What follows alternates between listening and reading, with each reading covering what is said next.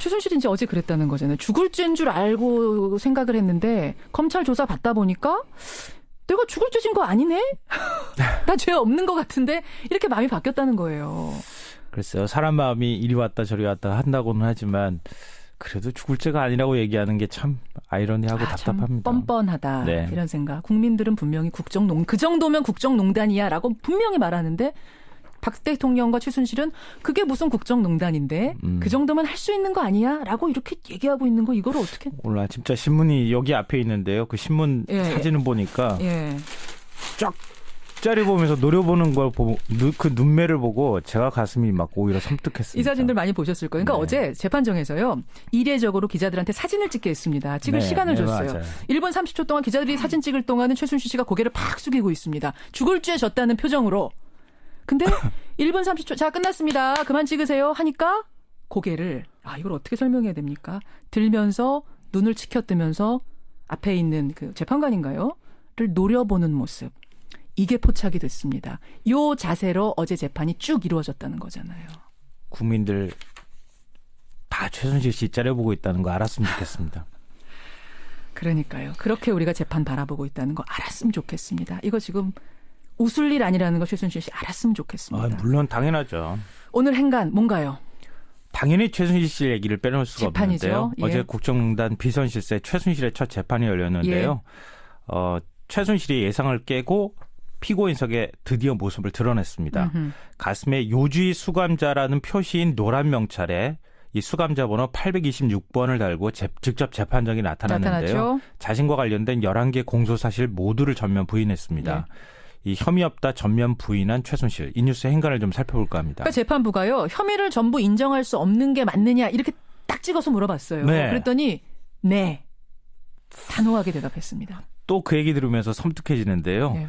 이런 태도는 10월 31일 처음으로 이제 독일에서 귀국한 뒤에 검찰에 출두할 때 모습과 전혀 딴판이죠. 그렇죠. 죽을 죄를 지었습니다. 국민 여러분 용서해 주십시오. 이렇게 얘기하면서 당시에는 울부짖었거든요. 그러면서 막 신발도 한 짝 놓치고 갈 정도였잖아요. 허겁지겁 들어가고 그랬는데 그동안 태도가 싹 바뀌었습니다. 독일에서 왔을 때는 어떤 죄든 달게 받겠다고 왔지만 새벽까지 검찰 취조를 받아서 이제 정확한 걸 밝혀야 할 것 같다. 이런 공격적인 태도까지 보였습니다. 그렇죠. 어제 드러난 최순실의 입장을 요약을 하자면 나는 박근혜 대통령이나 안종범 수석과 공모하지 않았다. 그러니 공모해서 지었다고 하는 혐의 8개는 무죄다. 나는 강요도 사기도 안 쳤다. 고로 나에게 검찰이 적용한 11개 공소사실 모두가 말이 안 된다. 나는 무죄다. 이렇게 얘기한 거나 마찬가지입니다. 대통령의 답변서처럼 나는 키친 캐비넷에 불과하다. 이 얘기를 똑같이 하고 있는 거예요. 최순실 씨 말대로라면 우리 검찰이 무고한 사람을 지금 잡아다가 저렇게 가둬놓고 있다. 이렇게 되는 겁니까? 그렇죠. 그렇다고 봐야 되겠죠. 무고한 사람에 대항해서 우리가 촛불을 들고 막 이렇게 된 거예요. 야, 혐의를 전면 부인하는 최순실 씨. 이 뉴스의 행간 이면에 뭐가 숨어 있습니까? 첫 번째 인간은 겉으론 박근혜 책임, 속으론 찰떡공조입니다. 겉으로 보기에는 지금 박 대통령 책임이라고 얘기하고 있어요? 네, 맞습니다. 그러니까 최순실 씨가 법원에 제출한 의견서를 보면 국정농단의 책임은 모두 대통령에게 있다. 뭐 이런 논리입니다. 박근혜 대통령은 근데 나는 사익을 취한 바 없다. 경계의 벽을 낮춘 사이에 최순실이 다 한 짓이다. 이렇게 지금 태도를 보이지 않았습니까? 그렇죠. 이것만 보면 서로 살아남기 위해서 진흙탕 싸움을 하는 것처럼 보이는데. 겉으로 보니까 그러네요. 네. 근데 이건 어디까지나 겉모습이고요. 속으로는 누군가 밑그림을 그리고 있는 것처럼 마치 찰떡공조처럼 움직이고 있다는 겁니다. 아하. 박 대통령은 탄핵 심판 사건 심리가 시작되기도 전에 사사건건 지금 문제 제기를 하고 있죠. 그렇죠. 답변서가 국회에서 공개된 걸 두고 형사소송법 위반이니 아니니 이렇게 얘기를 하면서 헌재가 다시 판단해달라 이렇게 요청을 하고 있습니다. 이 최순실은 또 어떻습니까? 태블릿 PC 실물을 보지 못했다. 그러면서 증거 능력을 부인하고 있습니다. 심지어는 안종범 수석의 그 수첩도 이게 진짜인지 아닌지 모르겠다. 정호성 씨 휴대폰의 녹음 파일도 그게 진짜 내 목소리인지 아닌지 이게 무슨 소리 하는 겁니까 지금. 하나하나를 다 다퉈주세요 얘기하고 있는 거예요. 맞습니다. 하나도 인정 못하겠다는 거예요. 그러니까 박근혜 대통령, 최순실 모두가 지금 버티기 전략으로 들어갔다고 볼 수 있는데요. 그렇죠. 그래야 둘 다 살 수 있다 이렇게 판단을 하고 있는 것으로 보입니다. 시간도 끌어보겠다는 거고요. 네. 여론도 뒤집어 보겠다는 겁니다.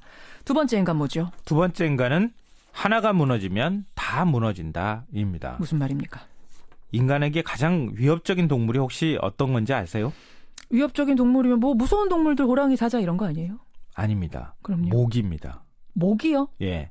세계보건기구가 생물체에 의한 전 세계인의 사망자 숫자를 집계한 걸 보면요. 예. 1위가 호랑이도 아니고 사자도 아니고 모기였습니다. 그래요? 72만 5천 명이 모기에 물려서 사망하는 것으로 나와 있는데요. 사망자 수로만 보면 그럼 예. 진짜 많네요. 왜 갑자기 모기 얘기를 하나 이렇게 생각하실 텐데 예. 최순실 게이트 관련자들이 지금 혐의를 전면 부인하고 있잖아요. 인정한 사람 딱 하나 있어요. 정호성 비서관. 정호성 비서관만 나 유출한 거 맞다. 왜냐면 이거 형이 짧거든요. 이거 바로 인정했습니다.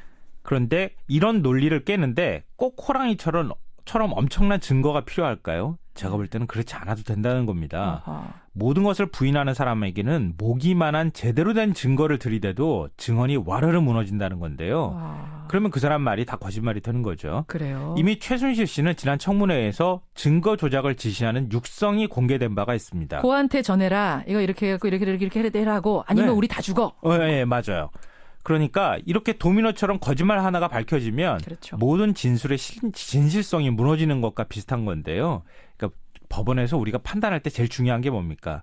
진술의 일관성입니다. 그렇죠. 일관성이 이미 무너진 거나 다름이 없습니다. 그렇죠. 지금 대한민국에 최순실의 말을 믿을 사람이 과연 몇 명이나 될까요? 그런 의미에서 모기가 무서운 걸 최순실은 알아야 한다. 네, 맞습니다. 전면 부인하고 있는 최순실. 그 마지막 행간 뭡니까? 마지막 세 번째 행간은 꽃감 뽑아먹기 전략을 쓸 것이다입니다. 꽃감 뽑아먹기 전략이 뭐예요? 최순실이 앞으로 어떤 전략을 쓸까요? 우선 혐의를 전면 부인했죠. 지금 하나하나 다 부인했어요. 네. 그런데 언제까지 나 아무 잘못 없거든 이렇게 거짓말만 늘어놓을 수 있을까요? 어허. 숱한 증거, 정황, 증언 다 부인할 수 있겠습니까? 그럼 불가능하겠죠. 그러면 정 하다 안 되면 어떻게 해야 될까요? 꽃감 하나 줄게. 그리고 딱 이렇게 뭔가를 하나 내놓겠죠. 그럼 그거 하나는 인정할게. 뭐 이런 식으로. 그렇죠. 그거 하나는 인정할게. 이렇게. 지난 청문회 때 김기춘 전 비서실장이 어떤 태도 보였습니까? 최순실 전 전혀 모릅니다. 이렇게 얘기했잖아요. 최순실도 모르고 정윤회도 모르고 다 모른다. 아무도 모른다 그랬다가 동영상이 딱 나오니까 예. 내가 모른다고 할 수는 없을 것 같습니다. 이렇게 증언을 제가 했잖아요. 나이가 먹어서요. 뭐 이러면서요. 이게 바로 기름장어 전법이라고 하는 건데요. 이 40년 동안 동고동락했던 박 대통령과 최순실. 예. 동생들은 거들떠보지도 않았던 대통령이 연좌제를 운운할 정도로 최순실과 가까웠었고 최순실은 박근혜 대통령 사과 담화문 보면서 오열했다고 그러잖아요. 그래요. 이런 둘 사이에 둘 다 살아남기 위해서는 어떻게 해야 될까?